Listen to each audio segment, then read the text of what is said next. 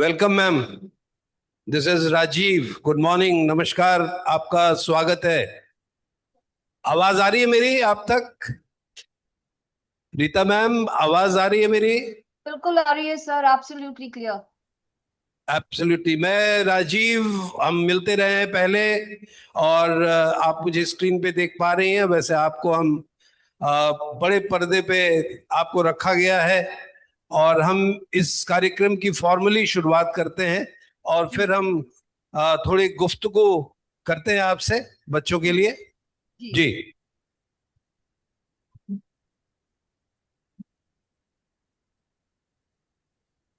Welcome ma'am, welcome to Mandsaur university. हम सभी first year के स्टूडेंट्स आपसे सुनने के लिए काफ़ी उत्सुक हैं। लेकिन उससे पहले मैं हमारे सभी छात्रों को आपके बारे में एक छोटा सा इंट्रोडक्शन देना चाहूँगा। आज हमारे साथ एक ऐसी हस्ती जुड़ी हैं जिन्हें लाखों लोगों की जिंदगी बदलने का श्रेय जाता है, जिनकी बदौलत आज हजारों छात्र अपने आप में आत्मविश्वास जगाकर शीर्ष पर स्थापित हैं। मैं बात कर रहा हूं डॉक्टर रीता गंगवानी की। डॉक्टर रीता गंगवानी आधुनिक युग की एक सशक्त महिला विकास विशेषज्ञ हैं। लेफ्टिनेंट डॉक्टर रीता गंगवानी आधुनिक युग की एक सशक्त महिला विकास विशेषज्ञ हैं। वे भारत की एकमात्र विश्वविख्यात पेजेंट कोच हैं जिन्हें वर्ल्ड बुक ऑफ रिकॉर्ड्स द्वारा समाज के हर वर्ग के लोगों के व्यक्तित्व विकास एवं उनके आत्मविश्वास को बढ़ाकर उन्हें सशक्त, सर्वोच्च एवं प्रेरणादायक चरित्र निर्माण हेतु प्रेरित करने के लिए सम्मानित किया गया। अपने करियर की शुरुआत में उन्होंने भारतीय सेना में लेफ्टिनेंट के पद पर प्रतिष्ठित होकर देश सेवा में अपने जीवन का अधिकतम हिस्सा व्यतीत किया।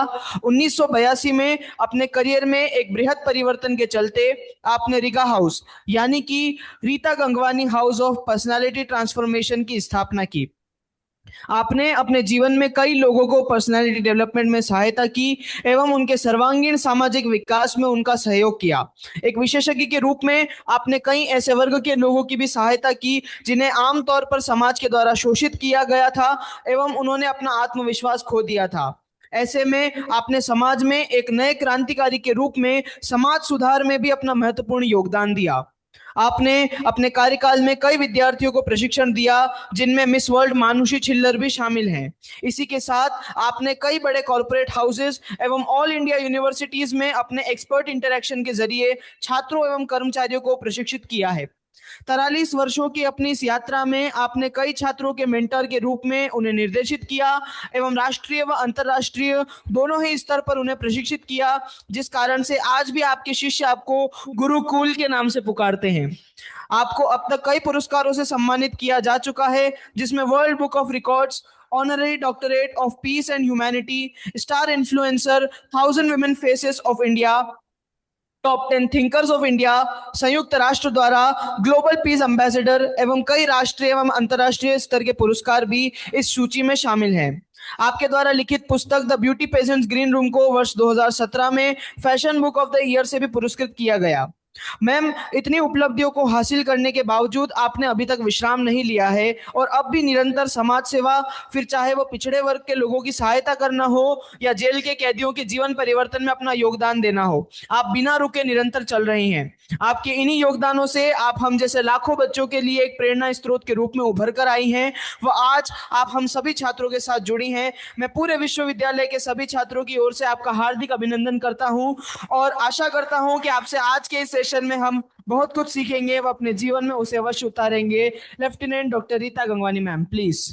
बहुत बहुत शुक्रिया बेटा, आपने जो मुझे इंट्रोड्यूस किया। शायद बच्चों के दिल में कुछ उत्साह जगा हो कुछ सीखने के लिए।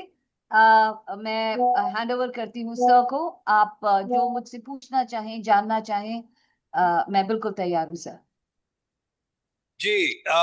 लेफ्टिनेंट डॉक्टर रीता गंगवानी, आपका बहुत बहुत आभार और बहुत बहुत स्वागत। बच्चों, आपने अमूल कूल कूल का नाम सुना होगा। सुना आपने अमूल कूल कूल ब्रांड? पिया भी है आपने? तो ये जो अभी नमन गुरुकुल कह रहे थे ना, वो गुरुकुल नहीं है, वो गुरु अमूल कूल कूल वाला है। गुरुकुल, COOL।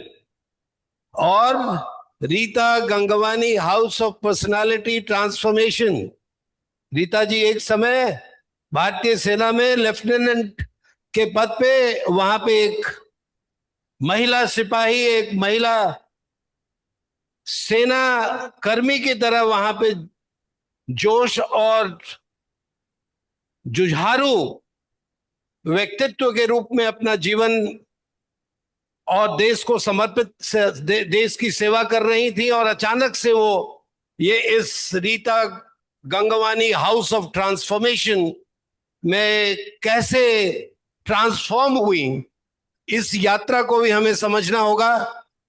और बच्चों, आपको मैं ये गारंटी देता हूं, आप थोड़ा सा अपने आप को कंसंट्रेट करें।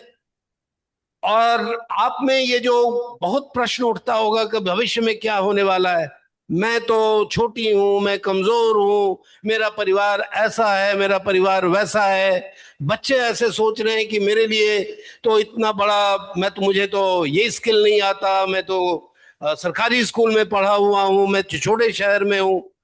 तो ये ट्रांसफॉर्मेशन मतलब एक मूल चूल परिवर्तन पर्सनालिटी में कर करके ऊंचाइयों तक पहुंचाना। और पेजेंट की बात हुई, एक वर्ड आया पेजेंट, अगर आप ना समझते हो तो ये विश्व सुंदरियों, राष्ट्र सुंदरियों के लिए ये उपयोग, ये शब्द आता है। और ये उनकी जुबानी सुनेंगे कि उन्होंने ये सब कैसे जादू किया, कैसे इन सुंदरियों को उन चमकते सितारों, एक चमकता सितारा बनाया। तो मैम, यहाँ का परिवेश ग्रामीण कृषि परिवेश है। बच्चे हमारे करीब 6,000 हैं इस यूनिवर्सिटी में, और उस different different faculty, different different discipline से हैं। हमारे यहाँ फिजिकल एजुकेशन भी है, इंजीनियरिंग भी है, मैनेजमेंट भी है, आयुर्वेदा भी है, नर्सिंग भी है, फार्मेसी भी है। कुल मिलाकर के आज जो हमारा दीक्षारंभ कार्यक्रम है, इसमें हमारे यहाँ 1200-1300 बच्चे आज यूनिवर्सिटी ज्वाइन कर रहे हैं। और इसके साथ आयुर्वेद और नर्सिंग आने वाले 2 महीने में वो भी, उनका सत्र शुरू होगा, वो भी ज्वाइन करेंगे। तो आज की गुफ्तगू हम थोड़ी कहानियों के माध्यम से रुकेंगे। आपकी कहानी मुझे बड़ी पसंद आती है, लुभाती है। थोड़ी मुझे कमी ये खल रही है कि आप यहाँ सामने नहीं है, मुझे यहाँ पे मंच पे बैठना पड़ रहा है, आप वहां पे हैं ऑनलाइन। शायद यहाँ पे आती तो शायद उसका इफेक्ट कुछ और भी रहता। तो किस्सा गोई और कहानी के माध्यम से अपनी बातें कहना और लोगों को प्रेरित करना, आई थिंक ये कला आपको बखूबी आती है। तो मैं उसी पे आग्रह करूंगा कि वही माध्यम रखें। मेरा पहला प्रश्न है, मैंने यहाँ का एक परिप्रेक्ष्य आपको, एक कॉन्टेक्स्ट दिया कि कहाँ से ये बच्चे आते हैं, कैसे बच्चे हैं। एक तरफ आप सुंदरियों को, विश्व सुंदरियों को, पेजेंट्स को आप ट्रांसफॉर्म करती हैं, बनाती हैं। और मेरी धारणा है कि वो जो है वो एक एफ्लुएंट क्लास से आती है। उनकी वेशभूषा, उनका परिवेश, उनका रहना सहना, उनका बोलना, उठना बैठना, सब कुछ आधुनिक होता है। जब वो आपके पास आती हैं, वो तब तक विश्व सुंदरी नहीं होती है। बनने भी आती हैं तब भी वैसी होती। बोलने का एक मिजाज होता है, कद काठी उनकी लंबी होती है। और फिर आज आप मुखातिब हो रही हैं, जो हमारे बच्चे जो हैं वो ग्रामीण परिवेश से हैं, छोटे कस्बे से है, छोटे शहर से है। ऊंचाई भी जो है उतनी ऊंचाई नहीं है, पर्सनालिटी भी आज वैसी नहीं है, कम्युनिकेशन भी नहीं है। कैसे आप आज रूबरू होंगे उनसे? आपको अजीब नहीं लग रहा? नहीं सर, बिल्कुल नहीं अजीब लग रहा है। क्योंकि ये शायद कोई गलत धारणा है कि जो विश्व सुंदरियां आती हैं कोई बहुत ही अच्छे बैकग्राउंड से आती हैं। अगर आप थोड़ा सा पीछे 2-3 साल पहले जाएं तो मान्या करके एक बच्ची मिस इंडिया में आई थी, जीती भी थी, जो जिनके पिताजी बहुत ही हम्बल बैकग्राउंड से रिक्शा चलाते थे। और अब तो हिंदी में भी बच्चे बात कर पाते हैं। तो ऐसा जरूरी नहीं है कि इन बच्चों से जब मैं बात करूंगी तो या ये मेरी बात सुनेंगे तो शायद हमारे आदान प्रदान में कहीं कोई रुकावट आए। बिल्कुल नहीं आएगी सर, क्योंकि मुझे हर तरह के बच्चों से बातें करने की शौक है, आदत है। और कोशिश पूरी रहेगी, जैसे आपने कहा, कि अपने जिंदगी की कहानियों से इनको प्रेरित कर सकूं। मैम, इतने से मुझे नहीं लगता कि बच्चे कन्विंस्ड हो पाएंगे। आप कोई एक ऐसी स्टोरी बताएं, क्या आपको लगता है जो मैंने अपनी धारणा कही, क्या वो मेरी गलत धारणा है कि जो भी आते हैं आपके पास, इस स्कूल को ज्वाइन करते हैं और जो आज चमकते सितारे हैं, क्या जब चमकते सितारे पहले भी सितारे होकर के आपके पास आए, या वो भी एक हम्बल बिगनिंग के साथ आए, और कैसे आपने उनको ट्रांसफॉर्म किया? क्या गुण देखे, क्या आपने उनको सिखाया, कैसे सिखाया? थोड़े विस्तार, और पहले कब थे और फिर क्या बने उनको, क्या आपने उनमें गुण भरे, आपने क्या वो आपने गुण डाले, कैसे उनको तराशा? इस कहानी को थोड़ा आप एलैबोरेट विस्तार में बताएं आप। जी सर, सबसे पहली बात तो ये कि जो भी बच्चे पहला कदम उठाते हैं, कहीं पर भी जाते हैं, तो कहीं ना कहीं पहला कदम उठाने से पहले डगमगाते हैं, दिल में बहुत सी शंकाएं होती हैं। जैसे आपने कहा मेरा बैकग्राउंड अच्छा नहीं है, मैं अंग्रेजी नहीं जानता, वगैरह वगैरह वगैरह। तो एक बात मैं बच्चों को बताना चाहूंगी, शायद आप सबने कहानी सुनी होगी, एक बेबी एलिफेंट, एक छोटा सा जो हाथी का बच्चा होता है ना, वो बहुत ही नटखट होता है। और क्योंकि वो नटखट होता है, इधर भागता है उधर भागता है, तो जो महंत होता है, जो कि हाथी की देखभाल करता है, वो बच्चे के पैर में एक मोटी सी जंजीर बांध देता है। अब क्या है कि हाथी का बच्चा भागेगा, जंजीर उसको खींचेगी, उसको चोट लगेगी, दर्द होगा, वो नहीं भागेगा। कई बार ट्राई करता है, भागने की कोशिश करता है, जंजीर खींचती है, जंजीर उसको रोक लेती है। और एक धारणा इस छोटे से बच्चे के, हाथी के दिमाग में आ जाती है कि मैं बंधा हुआ हूं, मैं भाग नहीं पाऊंगा। ज्यादातर बच्चे जिंदगी में इस जंजीर से बंधे हुए हैं। किसी ने बचपन में कह दिया तुझसे हो नहीं पाएगा, हम तो बहुत गरीब हैं, वो देख वो बहुत अमीर हैं, ये हमारे लिए नहीं, वो तुम्हारे लिए नहीं, पैसे पेड़ पे नहीं करते, तुम कुछ कमा नहीं पाओगे। बहुत सी बातें बच्चे कहीं ना कहीं सुन लेते हैं, और उनकी वो जंजीर और ज्यादा टाइट और ज्यादा पक्की होती चली जाती है। उन्हें लगता है मैं जिंदगी में कुछ भी नहीं कर पाऊंगा। और फिर जब ये धारणा किसी भी बच्चे के मन में बन जाती है कि मैं कुछ नहीं कर पाऊंगा, मैं इसके लायक नहीं हूं, तो बिल्कुल एक वीडियो की तरह ये तस्वीर उसके सामने घूमने लगती है। कुछ करना भी चाहता है तो मन से आवाज आएगी, तेरे बस का नहीं है, तू नहीं कर पाएगा। यहां पर जाके अगर किसी भी बच्चे को जिंदगी में आगे बढ़ना होता है, तो पहला काम उसको वो जंजीर को तोड़ना होता है। अब हाथी देखो, जब इतना बड़ा हो जाता है तो उसको एक रस्सी से बांधते हैं, जंजीर भी हटा देते हैं, एक रस्सी से बांधते हैं। अब वो रस्सी, वो इतने टन का हाथी चाहे तो 1 सेकंड में तोड़ के भाग सकता है, लेकिन हाथी नहीं तोड़ता, क्योंकि उसके मन में बैठ चुका है मैं बंधा हुआ हूं, मैं भाग नहीं सकता, मैं नहीं निकल कर पाऊंगा इससे। तो इसी तरीके से जो ये छोटी छोटी बातें कभी स्कूल में, कभी फ्रेंड ने, कभी पेरेंट्स ने, किसी से भी हमने सुन लेती हैं, तो ये क्योंकि पैदा जब भगवान ने किया था ना बच्चों हमें, तो भगवान ने हम सबको कोरा कागज पैदा किया था। ऐसा तो कभी नहीं सुना होगा ना आपने कि डॉक्टर आता है, बच्चे को माँ बाप के पास देके कहता है ये लो जी आपका आईएएस बच्चा पैदा हुआ है, ये लो जी आपका फिल्म स्टार बच्चा पैदा हुआ है। नहीं, उस बच्चे की जिंदगी कोरा कागज थी, और उस कागज में क्या लिखा गया और आपने उस कागज में क्या लिखा, यही चीज आपको जिंदगी में आगे लेके जाती है। अब बच्चा जब बड़ा होता है तो उसको यही लगता है कर नहीं पाऊंगा, हाथी की तरह चाहे तो आज रस्सी तोड़ सकता है लेकिन नहीं तोड़ता, बस इसी उसमें रह जाता है कि मैं कुछ कर नहीं पाऊंगा, कुछ कर नहीं पाऊंगा। और उसी चक्कर में ज्यादातर बच्चे पीछे रह जाते हैं। तो कमी कहाँ हुई? कमी हुई आपके कॉन्फिडेंस में, कमी हुई आपकी सोच में। अब सारे बच्चे मेरे साथ इस बात पे सहमत होंगे, सुबह सुबह जब आप कंघी करते हो, तैयार होते हो, अपने आप को शीशे में देखते हो, तो हम ज्यादातर लोग अपने रिफ्लेक्शन को, अपने प्रतिबिंब को देखकर बोल रहे होते हैं काश मैं लंबा होता, काश मैं गोरा होता, काश मैं ऐसा होता। भाई सुनो, सबसे पहले सुन कौन रहा है? आप। सबसे पहले कौन सुन रहा है? आपकी आत्मा। जब आप खुद से प्यार नहीं करते, जब आप खुद को इस लायक नहीं समझते, तो आप कैसा सोचेंगे कि दुनिया आपको इसके लायक समझेगी? तो जिंदगी में कभी भी कुछ भी करना होता है, तो जो बच्चे मेरे पास आते हैं, सबसे पहले मैं उन्हें यही सिखाती हूँ कि अपने अंदर अपने आप से जो बातें करो, वो ऐसी करो कि मैं कुछ भी कर सकता हूँ। क्योंकि जो आप बोलते हो, यूनिवर्स बिल्कुल वैसा ही रिजल्ट आपको देता है। तो पहला काम, किसी बच्चे को जिंदगी में आगे बढ़ना होता है, जब मेरे पास आते हैं तो मुझे पहले उनकी सोच बदलनी पड़ती है, क्योंकि हम आप सब छोटे छोटे गांव से आते हैं, आई एम श्योर छोटे छोटे स्कूलों से पढ़े होंगे। कहीं ना कहीं अभी लास्ट क्वेश्चन भी जो सर ने पूछा था हमारे ऑफिसर से, यही था कि भाई ये बच्चे इस बैकग्राउंड से आते हैं, तो इनको कैसे बताया जाए कि आप भी जिंदगी में कुछ कर सकते हैं। बाहर के बोलने से कुछ नहीं होता बच्चों, जब तक आप खुद से बात नहीं, अपने मन से खुद से बात नहीं करोगे कि मैं कर सकता हूं, जब वो तस्वीर नहीं देखोगे सामने, दिमाग को वो तस्वीर नहीं दिखाओगे। मैं आपको अपनी बात बताती हूँ सर, मैं कंटिन्यू करूं, बड़ी लंबी बात हो रही है, बोलती जाऊं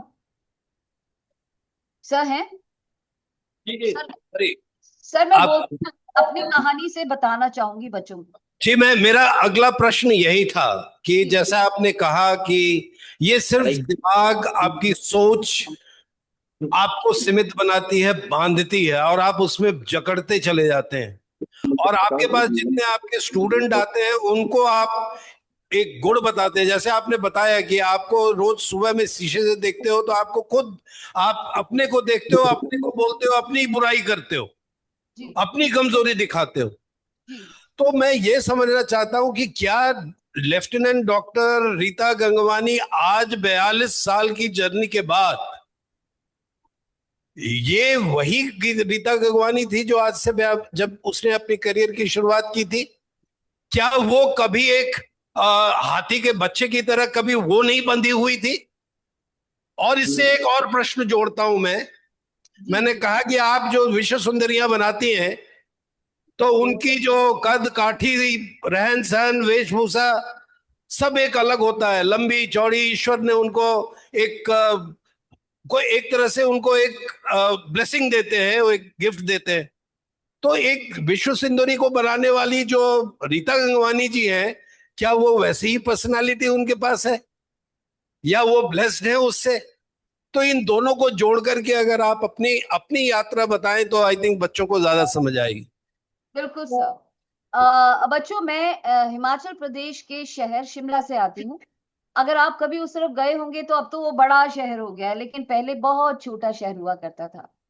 वहां पे मेरी पैदाइश हुई, और जब मैं स्कूल में थी ना, तो मुझे लाइन में सबसे आगे खड़ा किया जाता था। क्यों? क्योंकि मैं बाकी बच्चों में से ज्यादा छोटी थी। लेकिन एक बच्चे को ये नहीं पता होता कि भाई उसका कद छोटा है इसीलिए उसे आगे खड़ा कर रहे हैं। मैं तो ये सोच के आगे खड़े होती थी कि मैं सबसे सुंदर हूं, मैं सबसे क्यूट हूं, और मुझे आगे खड़े होने का बड़ा शौक था। लड़ लड़ा के मैं आगे पहुंच ही जाती थी। स्टेज पर भी कोई फंक्शन होता था तो पीछे से टीचर धक्का देके आगे कर देती थी कि तुम आगे चले जाओ। बच्चे को पता नहीं होता, बट मैं यही मान के चलती थी मुझे आगे इसलिए खड़ा किया जा रहा है कि मैं बहुत अच्छी हूँ। इस धारणा से धीरे धीरे मैं बड़ी हो रही थी। 5वीं या 6ठी कक्षा में जब मैं पहुंची, तो मैंने देखा कि सारी लड़कियां मुझसे लंबी, मैं उतनी की उतनी। अब ये लंबी हो रही है, मैं इतनी की इतनी। मैं रोज जाके घर से लड़ती थी अपने माँ बाप से। एक बच्चे को नहीं पता होता कि भाई हेरिडिटी होती है, कोई माँ बाप आपके छोटे हैं तो शायद आपका कद भी छोटा हो। मेरे माता पिता ने मुझे बहुत लटकाने की कोशिश करी, लंबा करने की कोशिश करी, लेकिन मैं जितनी थी उतनी रही। लेकिन ये लड़कियां जब लंबी हो गई, तो उन्होंने मुझे तरह तरह के नाम देने शुरू कर दिए। चुटकू, ठेंगू। अगर आप मुझे रूबरू मिलेंगे तो आप देखेंगे मैं सिर्फ 4 फुट 10 इंच की हूँ। लंबी दिखती हूँ क्योंकि मैं इतनी बड़ी एड़ी डालती हूँ, तो मैं एक्चुअली में 4 फुट 10 इंच की हूँ। लेकिन स्कूल में तो मैं इससे भी छोटी थी, 4 फुट 6 इंच ऐसी कुछ रही होंगी मैं, 4 फुट 5 इंच 6ठी क्लास में। अब बच्चों ने नाम देना शुरू कर दिया, ठेंगू, बोनी, थोड़ी मोटी थी, मिनी रोड रोलर, तरह तरह के नाम लोग मुझे देते थे। मैं उनके मुंह पे तो बहुत हंसती थी, लेकिन दिल में दर्द होता था। मैं ही क्यों भगवान, मैं ही क्यों, मुझे ही क्यों सब ऐसी बातें बोलते हैं। अब हुआ ये कि हमारे स्कूल का एक, जैसा आपका समारोह हो रहा है, ऐसे ही स्कूल का एक समारोह था, जिसमें वो कोई छोटा सा ड्रामा टाइप कर रहे थे। टीचर ने सबको बुलाया कि आओ और आके जो भी रोल है मैं देखूंगी किस पे सूट करता है उसको दूंगी, तो मैं भी गई। अब मैं रही होंगी शायद 8वीं कक्षा में होंगी, मैं भी गई। मुझे देखकर उस टीचर ने सब बच्चों के आगे बोला, तुम क्या कर रही हो यहाँ पे? मैंने कहा मैडम मैं ऑडिशन देने आई हूँ, मतलब दिखाने आई हूँ कि मैं भी कुछ कर सकती हूँ। तो मैडम ने सबके आगे, बच्चों के आगे कहा, ये लो जी 2 फुटिया, ये बनने आई है हीरोइन। अरे बेटा तुम जाओ, तुम्हारी यहाँ जरूरत नहीं है। मैं ये खास करके बात इसलिए बता रही हूँ क्योंकि इसके साथ जुड़ी एक बात और अभी बताने वाली। और मैंने जब आर्ग्यूमेंट किया तो मैडम ने मुझे थप्पड़ मारा। आज भी मैं आंख बंद करती हूँ ना तो मुझे वो थप्पड़ महसूस होता है। अब उस थप्पड़ ने क्या किया, ये कॉन्फिडेंस जो मेरे पीछे था थोड़ा बहुत कि मैं क्यूट हूं, मैं अच्छी हूं, सारा धराशायी हो गया। मुझे ऐसे लगा कि मैं तो किसी लायक ही नहीं हूं। जब स्कूल वाले ही नहीं मुझे पूछते तो मैं जिंदगी में क्या कर पाऊंगी। स्टेज पे आगे खड़े होते होते होते सपने बड़े बन गए। मैं एक्ट्रेस बनूंगी, मैं मिस इंडिया बनूंगी, मैं एयर होस्टेस बनूंगी। और इन सब के लिए चाहिए होता है कद, वो तो मेरे पास था नहीं। सपने सारे चूर हो गए, कॉन्फिडेंस बिल्कुल नीचे आ गया। जैसे तैसे मैंने स्कूल पास किया, स्कूल पास करके कॉलेज गई। कॉलेज में भी किसी ने मुझे कह दिया, अरे वो लड़की ना अक्ल है ना शक्ल। बच्चों आप सोचो, कोई आपको बार बार मैंने बोला ना कि बार बार कोई बात आपको बोलता है आप उसको बिल्कुल सच मान लेते हो। मेरे साथ भी ऐसा हुआ कि मैं कुछ नहीं कर पाऊंगी, मैं तो माँ बाप के ऊपर एक बोझ हूं। मैं इतना कुछ करना चाहती हूँ, मैं नहीं कर पाऊंगी। मुझे एक छोटा रोल नहीं मिलता, मेरे को कौन पूछेगा जिंदगी में आगे। कल मेरा जब ब्याह होगा तो मेरे माता पिता को कितनी तकलीफ होगा मेरा ब्याह करने में। और ये सब सोचते सोचते मैं बहुत सीवियर डिप्रेशन में चली गई। सारा दिन जब आप नेगेटिव सोचते हो तो यही होता है, आप जिंदगी से टूट जाते हो। और मैंने अपने जीवन का अंत भी करने की कोशिश करी। लेकिन जब आपकी जिंदगी में कोई ऐसा वक्त आता है ना, तो भगवान आपकी जिंदगी में कोई ना कोई एक ऐसा इंसान जरूर लेके आता है जो आपको सही रास्ता दिखाने की कोशिश करता है। और मेरी जिंदगी में आई मेरे कॉलेज की एक टीचर। एक वो टीचर थी जिसने मुझे थप्पड़ मार के मेरे को अपने ही जेल में बंद कर दिया था। और एक ये टीचर थी जो जब उनको मालूम चला कि भाई इसके साथ ऐसे हुआ है तो मुझे मैडम घर पे मिलने आई। और मैम ने मुझे एक बहुत ही अच्छी कहानी सुनाई जिसने मेरी जिंदगी बदली। आपको भी वही कहानी सुनाती हूँ। मैम ने अपने पर्स में से निकाला 100 का नोट, मुझे दिखा के बोला ये क्या है बेटा। मैंने कहा मैम 100 का नोट। चेंज कितनी मिलेगी। मैंने कहा 100 रुपए पे 100 की चेंज मिलेगी। फिर उस नोट को मैम ने ऐसे क्रश किया, फिर दिखा के पूछा बेटा ये क्या है। मैंने कहा 100 का नोट। चेंज कितनी मिलेगी। मैंने कहा मैम 100 पे 100 की। फिर गंदा किया उस नोट को, चेंज कितनी मिलेगी 100।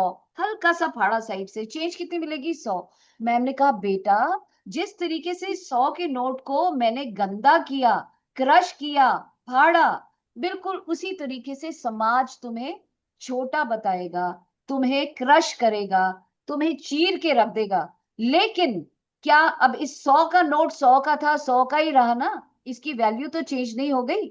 बिल्कुल इसी तरीके से किसी के कहने से तुम्हारी कीमत नहीं बदल सकती। तुम्हारी कीमत तभी बदल सकती है जब तुम्हारी कीमत तुम्हारी आंखों में सही होगी। और उनका असली शब्द था, किसी और की सोच को बेटा अपनी सच्चाई मत मानो, सच्चाई वही है जो तुम सोचते हो। और ये बात मेरे दिल को ऐसी छुई कि सच्चाई वो है जो तुम अपने बारे में सोचते हो। भाई मैं तो अपने को मिस इंडिया सोचती हूँ, मैं अपने को मिस वर्ल्ड सोचती हूँ, तो भाई मैं तो अपने को बड़ा सोचती हूँ। पर मैंने कहा मैम पर मैं जहां भी जाती हूँ लोग मुझे ऐसे करते हैं, ऐसे बोलते हैं। और मैडम ने कहा कुछ नहीं करना, बस एक काम करो, एक कागज ले आओ। कागज लेके गई, मैम ने उसमें एक लाइन ड्रॉ करवाई।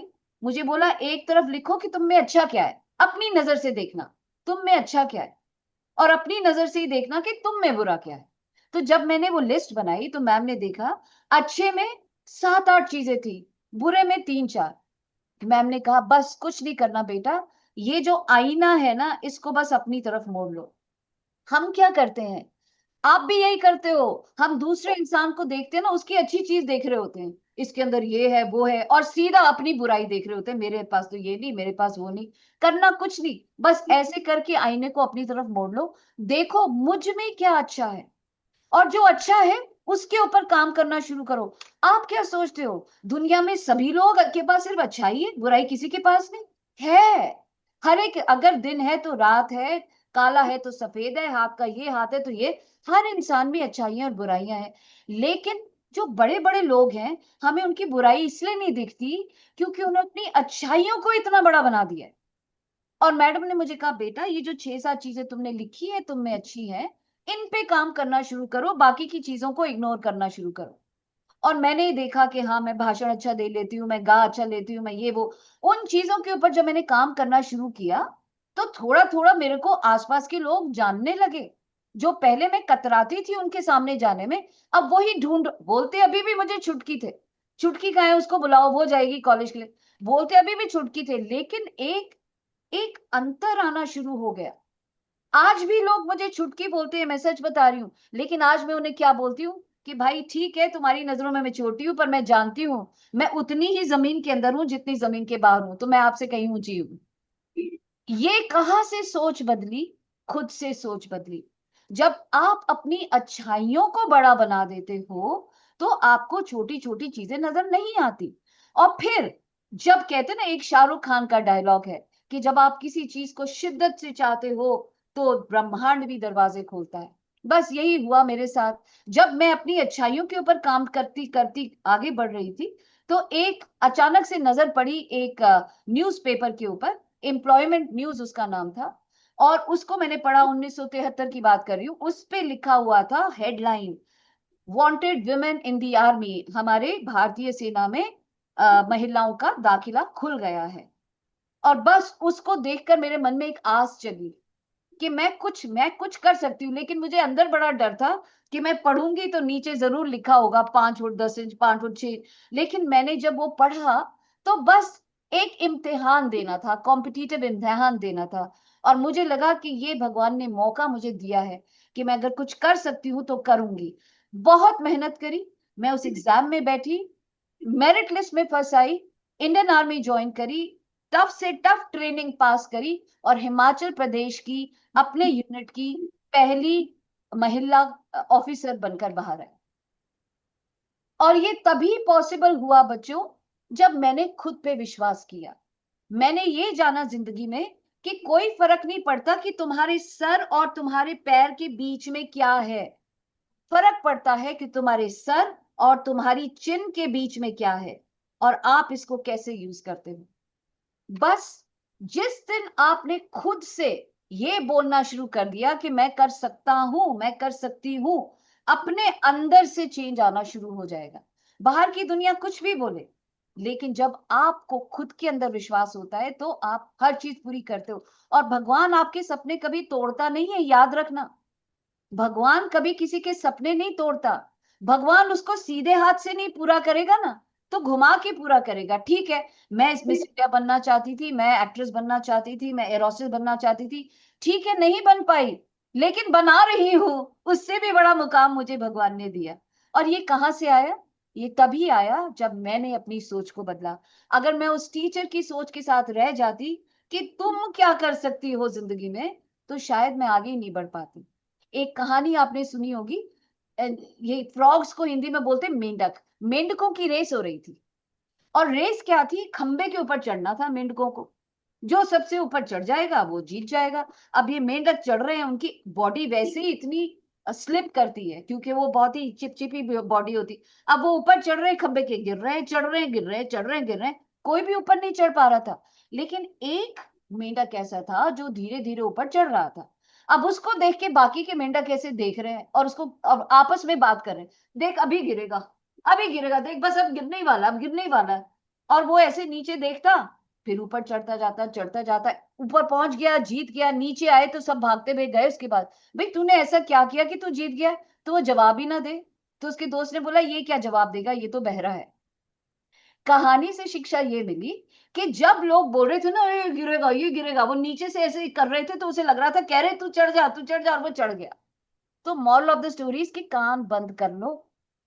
जब कोई आपको ऐसी बातें बोलता है कि तुझसे नहीं होगा, वो शायद उससे नहीं होगा। और जो जिस बंदे के पास इनसिक्योरिटी होती, जो बंदा खुद कुछ नहीं कर सकता ना, वो दूसरों को यही बताता कि भी तू नहीं कर पाएगा। तो जिंदगी में सबसे पहला काम, अगर कुछ भी करना चाहते हो तो अपनी अच्छाइयों को ढूंढो। पहले कागज लेके लिखो मुझ में क्या अच्छा है, बहुत चीजें मिलेंगी जिनका आपको अभी ध्यान भी नहीं आएगा, उनको बड़ा करते जाओ। और फिर देखो कैसे ब्रह्मांड आपका साथ देता है आगे बढ़ने में। मेरे साथ यही हुआ, और इसी तरीके से मैं आगे बढ़ी। सर जो मेरी कहानी थी बच्चों को बताने वाली, वो यही थी कि जिस दिन मन को बदलोगे, मन के हारे हार है, मन के जीते जीत, इस बात को हमेशा याद रखिएगा। वाह। तो बच्चों, आपको कुछ समझ आया? कौन कौन से तीन चार कोटेशंस बताओ जो मैम ने कहे आपको। कौन बताएगा जल्दी जल्दी? मन के हारे, मन के जीते, और क्या करना है? पहले अच्छाई की लिस्ट तैयार करनी है, और फिर अच्छाई के इधर को इधर घुमाना है। राइट। तीसरी बात क्या बताया मैम ने? कि यहां और पैर के बीच की हाइट को और उसको नहीं देखना। कहां का देखना है? पैर और सर और शिन के बीच के। वहां कौन रहता है, क्या रहता है वहां? दिमाग, माइंडसेट, सोच। और तीसरी जो, किसको याद रखोगे? थप्पड़ मारने वाली टीचर को या दूसरे टीचर को? और थप्पड़ वाली टीचर क्या करेगी? उसको गाली दोगी या वो तुम्हारे लिए इंस्पिरेशन बनेगी? उसको गलत साबित करोगी। राइट। और मैम ने एक और चीज बताया, जिसको कुदरत ने 4 फीट समथिंग का बनाया, वो अपने लिए 4 इंच या 5 इंच का हील भी ढूंढ लेना। और सीपी में एक हील्स की दुकान है, कनॉट प्लेस दिल्ली में। वहां हील्स की, बड़ी बड़ी हील्स की चप्पल मिलती है, तो वहां पे ले आना वहां से। मैम आगे बढ़ते हैं।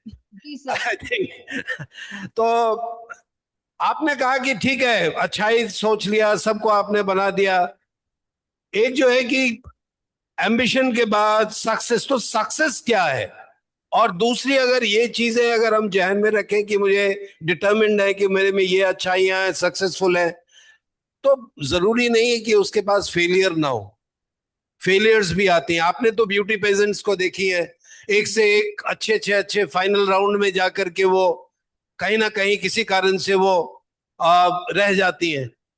तो वो फेलियर, जो आज का समाज, आज का जो समय है, जो कि बच्चा एक बहुत फास्ट फूड कल्चर में है कि बहुत जल्दी वो सक्सेस पाना चाहता है, और उस रेस में वो बहुत जल्दी फेलियर्स भी होते हैं, और फेलियर्स को हैंडल करने में भी उसे दिक्कत होती है। स्ट्रेस में जाता है वो, मेंटल हेल्थ के इश्यूज होती हैं, कुछ एक्सट्रीम सोचने लगता है, वो डिप्रेशन में जाता है। तो मैं दोनों पक्ष कह रहा हूं कि सक्सेस को कैसे आप डिफाइन करती हैं। और मान लीजिए आपके इस जर्नी में कहीं आपने फेल किया, जो कि ये बच्चों के लिए हर समय स्ट्रेसफुल है। सेमेस्टर का एग्जाम है, सेमेस्टर के एग्जाम अच्छे नहीं हुए, कुछ कहीं पे प्रॉब्लम आ गई, मैं ये कॉम्पिटिटिव एग्जाम दे रहा हूं, वो नहीं हुआ, और फिर मैं डिप्रेशन में आ गया। पेरेंट्स ने से मैंने मांगा कुछ, पेरेंट्स ने मेरी पूर्ति नहीं की, तो वो मेरा फेलियर हो गया। तो इसको कैसे हैंडल किया जाए, और इन सब जो सिचुएशंस हैं इनको कैसे उबरना चाहिए? जी, जहां तक आपकी सफलता की बात आती है, तो सफलता के लिए फिर से मैं कहूंगी, थोड़ा सा अपनी आदतों को बदलना पड़ता है। अगर आप कुछ बनना चाहते हैं जिंदगी में, तो जो जिंदगी जी रहे हैं रोजमर्रा में, सिर्फ फिर कहानी सुनाती हूँ आपको, कि एक आदमी था जो सारा दिन भगवान के आगे हाथ जोड़ के कहता था, भगवान मेरी लॉटरी लगा दे, भगवान मेरी लॉटरी लगा दे, भगवान मेरी। अब भगवान भी एक दिन तंग होके सामने आ गए। भगवान बोले, भाई तेरी लॉटरी तो लगा दूं, पहले टिकट तो खरीद। कहानी का मतलब ये है कि सिर्फ सोचने से कि मैं कुछ बड़ा बन जाऊंगा, कुछ नहीं होने वाला, जब तक कि आप एक्शन नहीं लेते। और एक्शन लेने का काम तब आता है जब आपको ये पता हो जिंदगी में कि मुझे जाना कहाँ है। आप रेलवे टिकट की उस पे जाते हो, खिड़की पे आपको बताना पड़ता है कि भाई मुझे दिल्ली की टिकट चाहिए, कानपुर की चाहिए, तब वो आपको टिकट काट के देगा। वो आपसे पूछता है जाना कहाँ है, आप कहते हैं जी कहीं भी भेज दो, तो आप जिंदगी भर घूमते ही रह जाओगे। तो लक्ष्य का होना सबसे पहले बहुत जरूरी है। ठान लो कहाँ तक पहुंचना है, क्या रास्ता, किधर पहुंचना है मुझे जिंदगी में, बनना क्या है। पहले तो एक लक्ष्य सामने होना चाहिए। जब एक बार आपका लक्ष्य सामने आ गया, उठ बैठ खा पी सारा टाइम वो लक्ष्य आपकी आंखों में घूमते रहना चाहिए। कि वो मैं बच्चों को कहती हूँ, ऐसे करके हमेशा सामने दीवार पे अपना लक्ष्य लिख लो, police officer, fire fire officer, और ऐसे करके ना रोज उसको देखते रहा करो। क्योंकि जब आप ऐसे करते हो ना, आपको सिर्फ सामने दिखाई देता, आसपास कुछ नहीं दिखाई देता, आपको सिर्फ अपना लक्ष्य दिखाई देता है। अपने लक्ष्य को अच्छे से देखो। और उसके बाद नेक्स्ट मैं इसको कहती हूँ डी की सीढ़ियां। डी मतलब दिल्ली। डी से बने हुए कुछ शब्द हैं जो मैं आपको बताऊंगी। इनको आपने एक एक करके चढ़ना है और आप देखना जिंदगी आपको कहां लेके जाएगी। तो सबसे पहला डी का शब्द है ड्रीम। उठते बैठते अपने सपने के बारे में सोचो, लक्ष्य के बारे में सोचो, मुझे कहां पहुंचना है। जब आपका ड्रीम पर जितना बड़ा आग, जितनी बड़ी आग उतनी बड़ी आपके अंदर तमन्ना होगी उस चीज को पाने के लिए। आग डालते रहो उसमें रोज, मुझे ये करना है, मुझे बनना है, मुझे बनना है। जब आपका ड्रीम इतना बड़ा हो जाए तो अगला डी है डोर, दरवाजे से बाहर आना। मैं ये नहीं कह रही घर के दरवाजे से बाहर आना, कंफर्ट जोन से बाहर आना। हम जिंदगी में डर के मारे बाहर कुछ करना ही नहीं चाहते, क्योंकि हमको आराम की जिंदगी जीने में, या आप कह सकते हैं सेफ जिंदगी जीने की आदत पड़ जाती। क्योंकि बाहर कदम रखोगे तो बाहर की दुनिया तो बहुत ही खतरनाक दुनिया है। तो आपको अपने कंफर्ट जोन से बाहर आना पड़ेगा। दरवाजे से जब बाहर आके खड़े होंगे तो आपको अलग अलग रास्ते दिखाई देंगे। तो अगला डी है डायरेक्शन, किस रास्ते जाऊं। और ज्यादातर बच्चे आजकल की, जिनको मैं बोलती हूँ instant children, Instagram, instant Maggi, instant coffee, वो इंस्टेंट शॉर्टकट ढूंढते हैं जिंदगी में आगे बढ़ने के लिए। और वो छोटे रास्ते के चक्कर में जब आगे बढ़ते हैं तो कहीं ना कहीं ऐसा फंसते हैं कि वहीं पे रुक जाते हैं। इसीलिए बेशक रास्ता लंबा हो, डायरेक्शन सही चुनो। इस रास्ते से मैं पूछ, कोई बात नहीं, 6 महीने लगते, 1 साल लगता है, लेकिन धीरे धीरे कदम आगे बढ़ाओ। क्योंकि बच्चा पैदा होते ही एमबीए नहीं कर लेता। वो पहले रुड़ता है, फिर धीरे धीरे घिसट घिसट के चलना सीखता है, फिर दौड़ना सीखता है, फिर स्कूल जाता है। तो हर चीज वक्त पे होती है। ऐसी दौड़ मत लगाओ। और अगर ऐसी दौड़ से सक्सेस मिल भी गई ना बच्चों, सक्सेस मिलना आसान है, पर सक्सेस को मेंटेन करना बड़ा मुश्किल है। क्योंकि हर इंसान की उम्मीद आपसे उतनी बढ़ जाएगी। तो आपने पहले दरवाजे से बाहर कदम रखा, डायरेक्शन सही ढूंढी, अब उस डायरेक्शन पे चलोगे तो चलते चलते आज मेरा मन नहीं है, आज देर से उठता हूं, कल ये करूंगा, परसों करूंगा। तो यहाँ पे अगले डी की जरूरत पड़ेगी, वो है डिसिप्लिन। आपको अपने समय को बांधना पड़ेगा। बड़े से बड़े इंसान के पास भी वही 24 घंटे हैं जो आपके पास हैं, लेकिन वो उस 24 घंटे को कैसे बांधता है। कितने बच्चे आते हैं मेरे पास, ये बोलते हैं मैम मेरे पास तो टाइम ही नहीं है। अरे कैसे टाइम नहीं है? 1 घंटा सुबह उठ जाओ, 1 घंटा रात देर से सो, 2 घंटे एक्स्ट्रा मिलेंगे। टाइम निकालना पड़ता है, डिसिप्लिन से आगे बढ़ना पड़ता है जिंदगी में। और जब डिसिप्लिन से चल पड़ोगे तो आसपास कुछ दोस्त होंगे जो देख रहे हैं कि भाई ये तो आगे बढ़ गया, और वो फिर आएंगे आपके पास। क्योंकि जहां पे अच्छाई होती है ना, वो बुराई भी घूम के आती, तो वो आएंगे आपको डिस्ट्रैक्ट करने। अगला डी है डिस्ट्रैक्शन। चलो पढ़ते पढ़ते मोबाइल देख लेता हूँ, चलो इंस्टाग्राम देख लेता हूँ, और एक बार उसमें गिरे तो फिर गिरते ही चले जाओगे। सो डिस्ट्रैक्शन से थोड़ा दूर रहिए। फिर आता है डिटर्मिनेशन। कुछ भी करूं, मुझे यहां तक पहुंचना ही है। अपने आप को स्ट्रांग बना के रखो, और फिर चलते चलते आप आखिरी डी तक पहुंचोगे। That is your destination. तो ये तो था रास्ता सक्सेस का। लेकिन ये इतना आसान नहीं है जितना मैं बोल रही हूँ। गिरोगे, बहुत बार गिरोगे, फेल होगे, गिरोगे, ये जिंदगी का नियम है। लेकिन फेलियर जो होता है उसको कहते हैं अनदर अटेम्प्ट। मतलब फेलियर जब हुआ ना, तो जहां पे आप गिरे थे, अब जब आप खड़े होंगे तो वहां से अपना रास्ता दोबारा आप शुरू से नहीं शुरू कर रहे।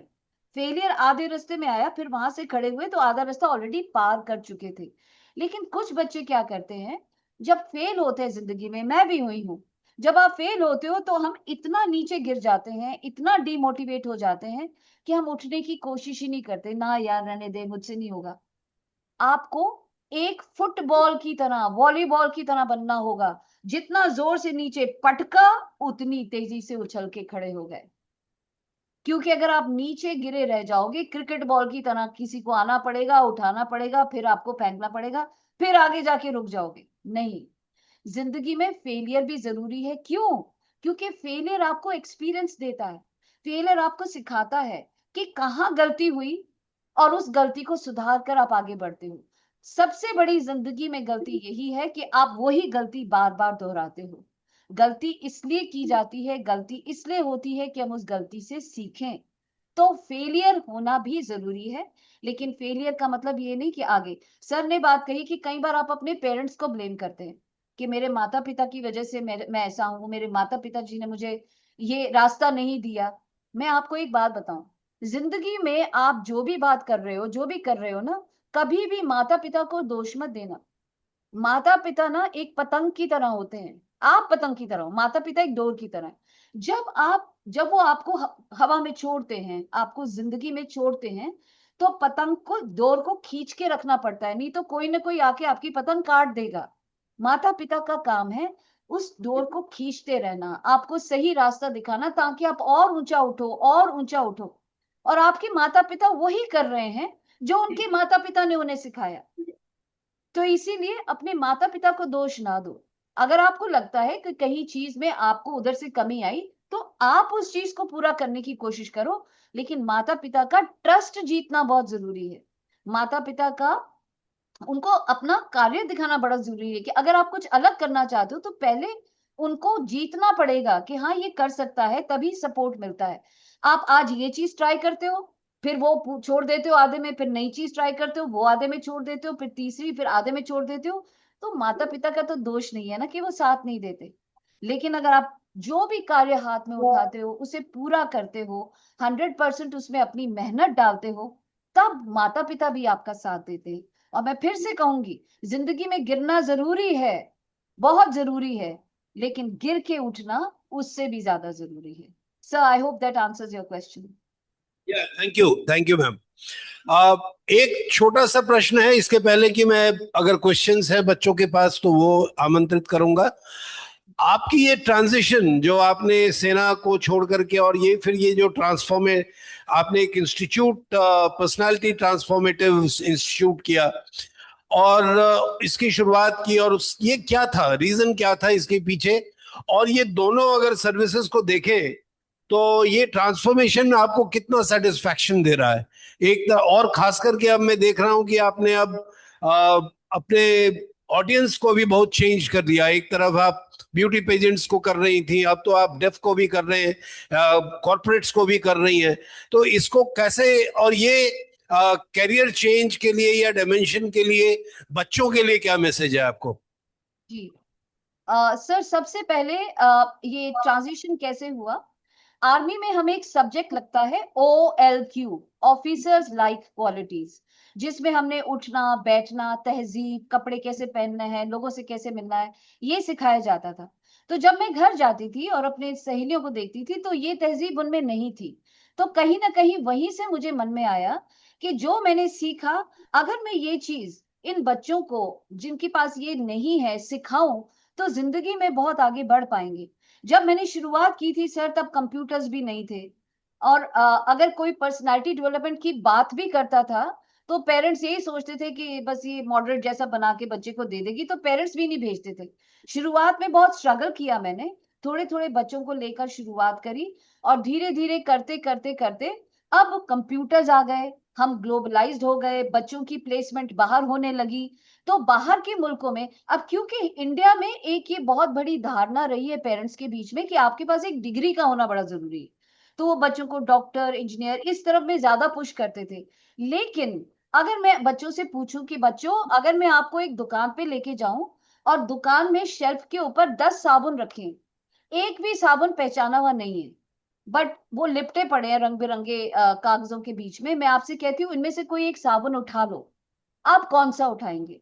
तो आपका यही जवाब आएगा कि जो मेरे मन को सुंदर दिखेगा रंग, मैं वही उठाऊंगी। बस यही चीज पढ़ाई में, यही चीज नौकरी में भी काम करती है, जिसकी पैकेजिंग अच्छी होगी। क्योंकि बंदा जब आपका इंटरव्यू ले रहा है तो उसे ये नहीं पता कि आप, उसको ये पता है कि हाँ आपके पास ये डिग्री है, लेकिन डिग्री है, लेकिन वो बाहर से वो डिग्री, ये मेरा ब्रांड एम्बेसडर, ये मेरे कंपनी को आगे ले जा सकता है कि नहीं? इसको क्या कपड़े पहनने का ढंग है? इसको क्या बोलने का ढंग है? क्या इसको लोगों के बीच में मैं अगर भेज दूं तो क्या ये मेरी कंपनी को आगे लेके जाएगा? तो जब हम इंटरनेशनल बच्चे प्लेसमेंट होने लगे, तो ये देखा जाने लगा कि पर्सनालिटी के 5 रूप हैं। हम सोचते हैं कि अच्छी पढ़ाई होना ही बड़ी अच्छी पर्सनालिटी है, नहीं। एक अच्छी पर्सनालिटी के 5 रूप हैं। देखो, धरती 5 तत्वों से बनी है। धरती, आकाश, अग्नि, वायु, जल, इन 5 चीजों से धरती बनी है। और ये पांचों के पांचों बराबर बनाई है भगवान ने, इसमें से कोई भी कम नहीं है या ज्यादा नहीं है। पानी ज्यादा होता हम बह जाते, हवा ज्यादा होती है मुड़ जाते। तो भगवान ने भी सोच समझ के 5 तत्व बनाए। बिल्कुल ऐसे ही एक अच्छी पर्सनैलिटी पाने के लिए 5 तत्वों पे काम करना पड़ता है। फिजिकल, अच्छा दिखना। अच्छा दिखने का मतलब ये नहीं कि महंगे कपड़े पहनना, साफ सुथरा होना, आपके अंदर हाइजीन का होना, ढंग से बाल बने हो, ढंग से आप तैयार हो, नाखून कटे हुए हो, मुंह से स्मेल नहीं आ रही हो। फिजिकल। मेंटल, अच्छी सोच का रखना, अपने गुस्से को, अपने स्ट्रेस को कंट्रोल में रखना। फिजिकल, मेंटल, सोशल, लोगों के बीच में उठने बैठने की तमीज होना। कल्चरल, ऊंच नीच का भेदभाव ना होना। और स्पिरिचुअल, अपने आप पे विश्वास होना।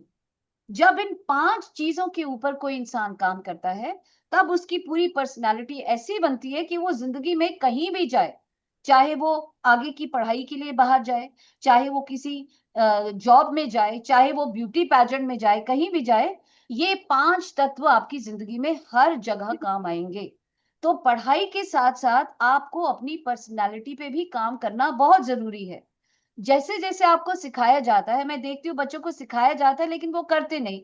उनसे कहा जाता है इंटरव्यू है आपका, हुलिया, आप जैसे कमरे में आओगे तो बोलने से पहले लोग आपको देख रहे हैं। आप जीन्स पहन के आ रहे हो, चप्पल पहन के आ रहे हो, आप ढंग से तैयार होके नहीं आ रहे हो, तो कोई इंप्रेशन या कोई किसी के मन में आपकी छाप तो अच्छी पड़ेगी नहीं ना।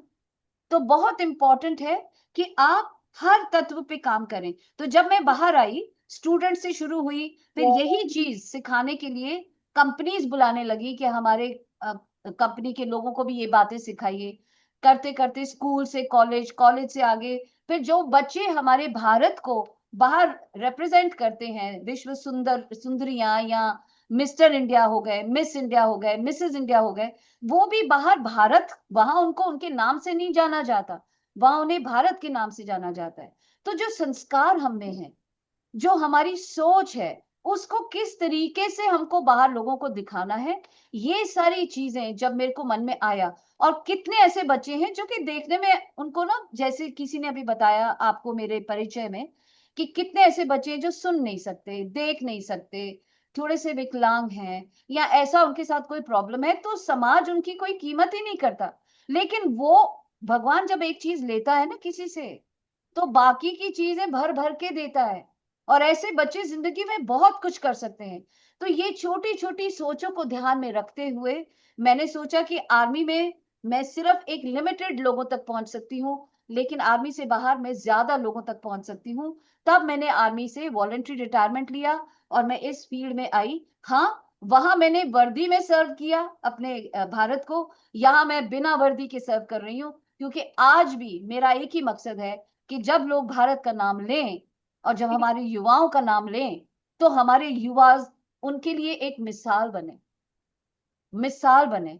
और जो आप लोगों को भी मैं कहना चाहूंगी कि हम लोग क्या कर रहे हैं, आज का युवा, आप सब लोग क्या कर रहे हैं, बिकॉज हमारे पास ये इंस्टाग्राम और ये सब चीजें हैं, हम लोग देख देख कर बहुत ही दूसरे कल्चर की तरफ जा रहे हैं। जो हमारा असली कल्चर है कहीं भूल गए।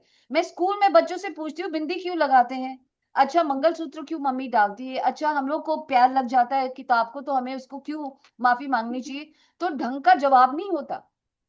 तो कहाँ चला गया हमारे संस्कार। जब अपने ऊपर काम करोगे, 5 तत्वों पे काम करोगे ना बच्चों, तो जिंदगी में कोई भी चीज आपको आगे बढ़ने से नहीं रोक सकती। पढ़ाई के साथ साथ अपनी पर्सनालिटी पे भी काम करना जरूरी है। मैं सब कुछ छोड़कर ये काम कर रही हूँ क्योंकि मुझे लगा कि पढ़ाई के साथ साथ इसकी भी उतनी ही अहमियत है और बढ़ती जा रही है। और इसीलिए ये ट्रांजिशन किया और धीरे धीरे अलग अलग तरीके के लोग जुड़ते हैं, उनको सिखा रही हूँ, आगे बढ़ रही हूँ। और कोशिश करूंगी कभी आप तक भी पहुंचूं, छोटे छोटे गांव कस्बों तक पहुंचूं और उनका भी जो है नजरिया जिंदगी का बदल सकूं। जी सर। धन्यवाद मैम। आई थिंक अब हम लास्ट लेग पे हैं। बच्चों आपके पास 3-4 चीजें हैं। बताया गया कि पढ़ाई के साथ साथ आपको पर्सनालिटी पे ध्यान देना। उसके 5 एलिमेंट्स हैं, 5 तत्व। और पर्सनालिटी से आपका जनरेशन आज की तारीख में थोड़ा कंफ्यूज करता है कि मुझे वो ब्रांड चाहिए। ब्रांड आपको पर्सनालिटी नहीं देती। क्या मैम सही कह रहा हूं मैं? बिल्कुल सही ब्रांड है। को पर्सनालिटी नहीं देती, ब्रांड आपको बनना है। राइट। दूसरी बात उन्होंने कहा, आपको अभी तक आपने 3D और 5D मूवीज देखी है। 3Ds मूवी, इन्होंने उससे बढ़ करके कई डीज दिया, और उस डी को फॉलो करना है आपके सक्सेस के लिए। सफलता ऐसे नहीं मिलती। और लास्ट में कि एक कभी भी अपने लाइफ में कोई डिसीजन लो तो उसके पहले उसके क्लैरिटी होनी चाहिए कि हम क्यों कर रहे हैं, क्या करना चाह रहे हैं, उस दिशा में मुझे क्या बेहतर मैं कर पाऊंगी या कर पाऊंगा। तो बहुत सारी बातें हैं। अगर आप इनके वीडियो देखेंगे, अभी रिकॉर्डेड अभी देखेंगे या आपको शेयर किया जाएगा, उसको बार बार देखें, समझें, तो ये समझ की बात है। किन्हीं के पास कोई प्रश्न है, कोई क्वेश्चन है? क्योंकि बहुत सारी आपसे, आप जिस फेज से गुजर रहे हैं, जिस सोच से गुजर रहे हैं, आपको भी किसी ने चाटे मारे होंगे, आपको भी किसी ने उस 100 रुपए के नोट के तरह से आपको भी बार बार मसला जा रहा होगा आपको। फिर लेकिन उससे कैसे बाहर आना है? क्या कोई ऐसा अनुभव है? कोई आपका क्वेश्चन करना है तो आप कर सकते हैं। मैम मुझे अगर जब तक ये प्रश्न कर रहे हैं, और इंटरेस्टिंग नोट, अगर मुझे सटली सबकॉन्शियस अगर सही ध्यान आ रहा है, आपकी कोई एक मोटरसाइकिल वाली कोई एक कहानी आपने बताई थी शायद किसी ये में, कोई लड़का, कोई कॉलेज का लड़का, कोई, अगर जी वो आप जी। बताएं तो। वो हाँ वो सर। वो चुटकी वाले से ही कहीं कनेक्टेड है मैम, अगर वो कहानी बताइए आप। जी जी। बच्चों ध्यान से सुनना आप ये। हाँ, तो ये कहानी उसी कहानी से है कि जब मैं स्कूल से कॉलेज में गई, तो हमारे जमाने में बहुत ही प्यार से रैगिंग हुआ करती थी, दोस्त बनाने की नजरिए से। तो एक लड़का था, उस जमाने अमिताभ बच्चन जी का जमाना था, सारे लड़के वैसे ही तैयार होते थे। तो ये लड़का था जो देखने में बिल्कुल अमिताभ बच्चन जैसा था। तो जो आपकी उम्र में होता है ना, मेरे साथ भी हुआ। मेरा मन आ गया उस बंदे के ऊपर। अब मन आ गया, वो एक तरफा, एक तरफा मन आ गया उस बंदे पे। उसकी तरफ से कोई रिस्पॉन्स नहीं था। पर मैं क्या करती थी, रोज कॉलेज के गेट पे खड़ी हो जाती थी उसको देखने के लिए। आज ये क्या पहन के आया है, अच्छा लाल कमीज काली पैंट, नेक्स्ट डे मैंने भी वही पहनना कि भी मुझे देख ले। पर वो देखता नहीं था। तो किसी ने मेरे को बोला कि तुम उसे बता दे कि तुम उसको पसंद करती हो। लेकिन मेरे में हिम्मत नहीं थी, ना ही वो जमाने थे। तो किसी ने जाके उसको बताया कि वो जो गेट पे लड़की खड़ी होती है, वो तुम्हें बहुत पसंद करती है। तो क्या हुआ कि जैसे ही उसने सुना, तो उसने उस अपने दोस्त को बोला, अरे वो जो गेट पे खड़ी होती है ठेंगू सी, ना अक्ल है ना शक्ल। यही मैंने पूरी बात नहीं आपको बताई थी, ना अक्ल है ना शक्ल। और सोचो, वो सलमान का गाना है ना, पहला पहला प्यार है। तो मेरे को भी ऐसे लगा कि भाई ये क्या बोल दिया किसी ने, कॉन्फिडेंस तो पहले ही नहीं था। और अब जैसे ये बोला, तब मैं एकदम से नीचे गिरी। और तब मैं जब डिप्रेशन में गई, जब मेरी ये टीचर ने आके मेरे को उस जेल से बाहर निकाला, खड़ा किया। और जिस टीचर ने मुझे थप्पड़ भी मारा था ना, मैं उसकी भी बड़ी शुक्रगुजार हूँ। क्योंकि अगर उसने थप्पड़ नहीं मारा होता ना, तो मैं पता नहीं ओवर कॉन्फिडेंट होती। उस थप्पड़ ने मुझे सच्चाई दिखाई, उस थप्पड़ ने मुझे रास्ता दिखाया। तभी तो मैं जिंदगी में कुछ कर पाई। तो कोई अच्छा करे उसकी भी वाह वाह, कोई बुरा करे उसकी भी वाह। सब अपना कर्म कर रहे हैं आपकी जिंदगी में, अच्छा या बुरा, आपको आगे ले जाने के लिए। Thank you ma'am, thank you. Ma'am एक प्रश्न आया है, और वो प्रश्न है हमारे यहाँ इस विश्वविद्यालय का इतिहास बड़ा ही रोचक और बहुत ही समाज के प्रति दायित्वपूर्ण रहा है। जी 32 साल। और इसके जो संस्थापक हैं डॉक्टर श्री नरेंद्र नाहटा जी, वो सोशल रिफॉर्मिस्ट रहे हैं, और उन्होंने इस पूरे क्षेत्र के परिवर्तन के लिए, इनके एम्पावरमेंट के लिए, ये विश्वविद्यालय ने बहुत ही कंट्रीब्यूट किया है। तो इसी में एक और स्कूल, इसकी पहल में एक स्कूल है हमारा, मंदसौर इंटरनेशनल स्कूल। और वो एक यहाँ का काफी प्रसिद्ध और रिस्पेक्टेड स्कूल माना जाता है, बच्चे हैं वहाँ पे। तो उनकी मैम का, प्रिंसिपल मैम आपसे जुड़ी हुई है, वहाँ की फैकल्टी भी जुड़ी है यहाँ पे। तकनीकी कारण से हमने उनको म्यूट किया हुआ है। तो उन्होंने भी कॉल किया था और उनका एक प्रश्न था, ये जो अभी टीचर्स की आपने बात की कि एक मोटिवेट करने वाली और एक जो है वो डांटने वाली या आपको रिब्यूक करने वाली, तो उनका एक ये प्रश्न था कि शायद उनको डे टू डे लाइफ में उनको एक as a administrator, as a principal ये प्रॉब्लम आती है कि अक्सर स्कूल के बच्चों में, क्लासरूम में जो शिक्षिकाएं या शिक्षक हैं, वो इस बात को बिलीव करती हैं कि बच्चों को डांटना है, बच्चों पे स्ट्रिक्ट रहना है, बच्चों को अगर डंडे की मार नहीं तो शब्दों की मार देनी है, ह्यूमिलेट करना है। और जब उनसे प्रश्न किया जाता है, उनको पूछा जाता है, बताया जाता है कि ऐसा क्यों किया जाए, तो वो कहते हैं कि ये हम बच्चों की भलाई के लिए कर रहे हैं, ये बच्चे में भलाई है। तो ये जो एक डाइकोटोमी कह रहे हैं, ये एक आयरनी कह लें कि उसका इंटेंट जो है वो ये है कि बच्चे को हम सुधारें, लेकिन जो मेथड है शायद, और कई बार वो इंटेंट भी शायद सही नहीं होता है। तो इस दुविधा से कैसे बाहर आना चाहिए, इस पे कैसे, शिक्षकों के लिए क्या मैसेज है आपको? शिक्षकों के लिए मेरा पहला मैसेज तो ये है कि कई बार शब्द ऐसे होते हैं, शब्द एक ऐसी तलवार है जो या तो घाव को भर सकते हैं या वो घाव इतना गहरा कर सकते हैं। एक बड़ी अच्छी कहावत है कि जबान पे लगी हुई चोट तो फिर भी ठीक हो जाती है, लेकिन जबान से लगाई गई चोट कई बार मरते दम तक ठीक नहीं होती।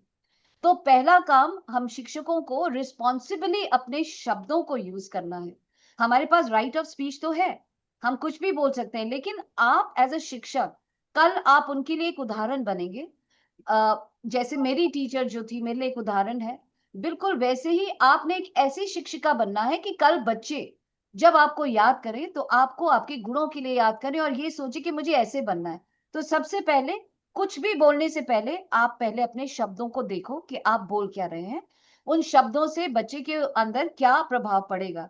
दूसरी गलती जो मैं ज्यादातर शिक्षकों में देखती हूँ कि वो क्लास में खुलेआम बच्चों के बीच में तुलना करनी शुरू कर देते हैं, उसको देख तुझसे बेटर कर रहा है, उसको देख तुझसे बेटर कर रहा है, और बच्चों को कहीं ना कहीं इस वजह से हीन भावना हो जाती है।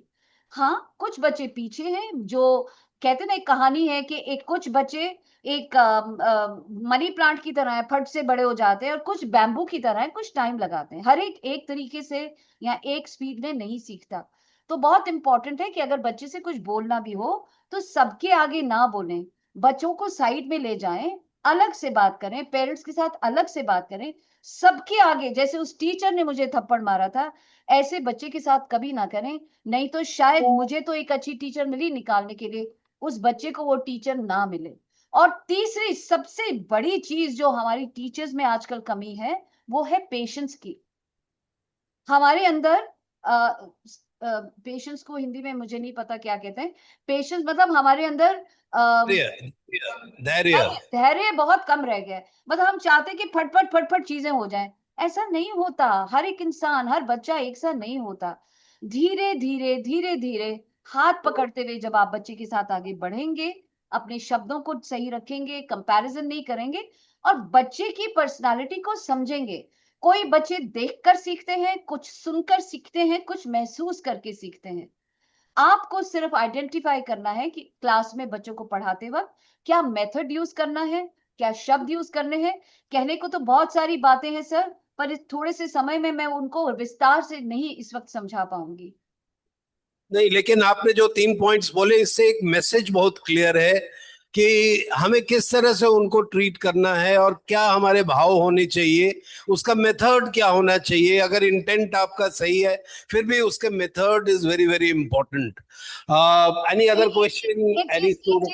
जी एक जी चीज और जी। ऐड करना चाहूंगी सर। आदत है हम लोगों की, हम स्कूल को घर ले जाते हैं और घर को स्कूल में ले आते हैं। शिक्षिकाओं के लिए कह रही हूं मैं कि आप कई बार स्कूल के टेंशन को घर ले जाती हैं और घर के टेंशन को स्कूल में ले आती हैं, और फिर आपको ये ध्यान नहीं रहता कि आप कौन सा रोल अदा कर रही हैं। तो वो टेंशन भी कई बार बिना देखे टीचर की बच्चों के ऊपर निकल आती, क्योंकि जब उनको कोई नहीं मिलता, घर पे भी जब किसी को कोई नहीं मिलता, सब बच्चे ही टारगेट बनते हैं। तो स्कूलों में भी कई बार ऐसा ही होता है। तो अपनी जिंदगी के इन दो पार्टों को अलग रखिए, अपनी पर्सनल लाइफ को अलग रखिए और प्रोफेशनल लाइफ को अलग रखिए। ये एक और मैसेज था सर। ये जो लास्ट पॉइंट है, मुझे लगता है कि ये सिर्फ टीचरों के लिए नहीं, एक प्रोफेशनल्स, कॉर्पोरेट प्रोफेशनल्स के लिए भी लागू है, क्योंकि जब आप ऑफिस जाते हैं, घर में अगर बीवी से लड़ाई हुई तो फिर उसका पूरा जो खामियाजा है वो अपने कलीग्स पे नहीं उतरना चाहिए। और ये जो शिक्षकों का जो ज्ञान है, शिक्षकों के लिए जो मैसेज है, मुझे लगता है ये सिर्फ स्कूल के लिए नहीं, एक हायर एजुकेशन विश्वविद्यालय इंस्टीट्यूशंस के टीचर्स के लिए भी उतना ही लागू होता है। अगर कोई प्रश्न है तो आप सामने आए, अदरवाइज आई थिंक मुझे या देयर इज अ क्वेश्चन। आप आगे आ जाओ, आगे आ जाओ, आगे आ जाओ। क्वेश्चन है आपका, आगे आओ।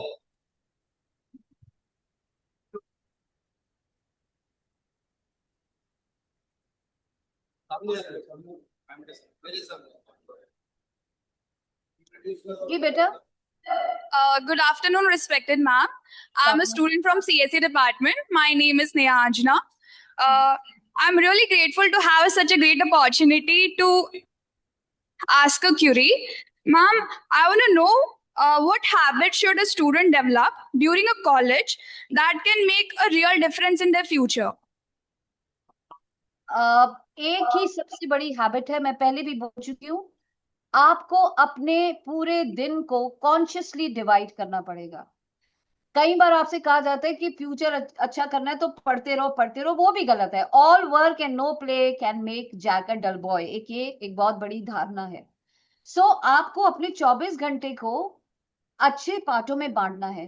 खेल के टाइम खेल, पढ़ाई के टाइम पढ़ाई, आपके सोशल डिजिटल का टाइम डिजिटल। क्योंकि जब आप अपने दिन को एक प्रॉपर डिसिप्लिन के साथ बांधते हैं तो आपको हर चीज में आगे बढ़ने का मौका मिलता है। पहली चीज ये।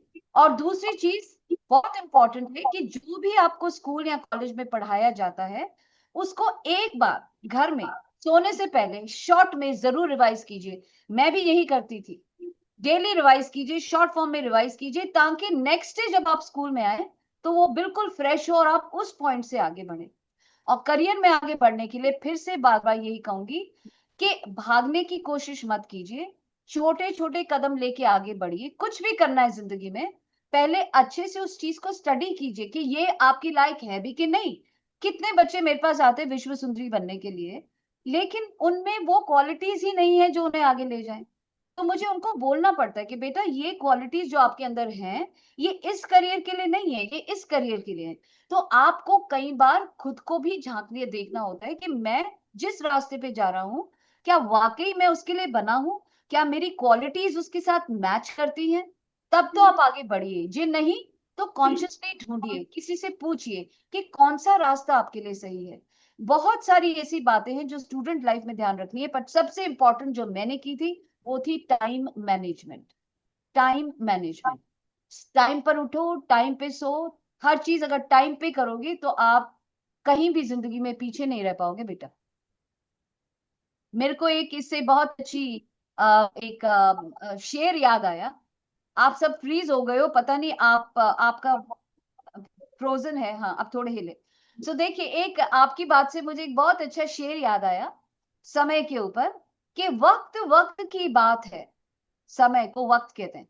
वक्त वक्त की बात है कि वक्त नहीं बदलता, वरना वक्त के बदलने में वक्त ही कितना लगता है। तो अगर आप ट्राई करो जिंदगी में तो आप जिंदगी में कोई भी चीज को चेंज कर सकते हो। हर चीज का टाइम होता है, इसलिए पेशेंटली धीरे धीरे कदम आगे बढ़ाओ। I hope that answers your question बेटा। Yes, ma'am. I'm really thankful. Thank you so much. Most welcome बेटा, मोस्ट वेलकम। Thank you.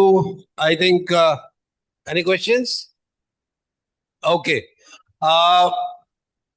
तो आप मंदसौर विश्वविद्यालय से जुड़े हैं, आज दीक्षारंभ में सम्मिलित हुए हैं, आगे की जर्नी आगे होगी। वक्त वक्त की बात है। मंदसौर विश्वविद्यालय से जुड़े हैं तो वक्त जरूर बदलेगा और सुनहरा वक्त ही आपके पास आएगा, और हम आपके साथ हैं।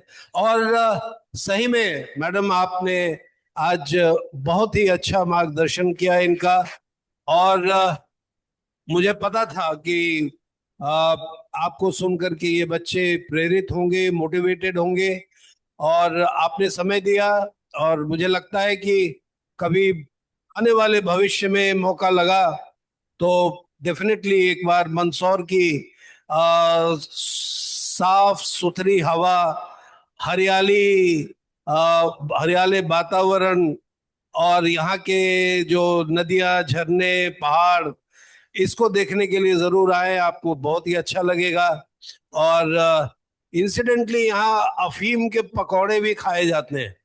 अफीम की खेती यहाँ होती है, लाइसेंस्ड खेती, आई डोंट नो। और यहाँ पे आ, आ, भारत का एकमात्र पशुपतिनाथ मंदिर जो है वो यहाँ पे स्थित है, नहीं तो हमें नेपाल में जाना पड़ता है। 800 साल पुरानी ये पुराना यह मंदिर है, शिवना नदी के तट पे। और यहाँ पे गंगा सागर पास में है, गंगा सागर डैम जो है, हमारे पास अपनी चंबल नदी है, बहुत सारी चीजें हैं, उज्जैन पास में है।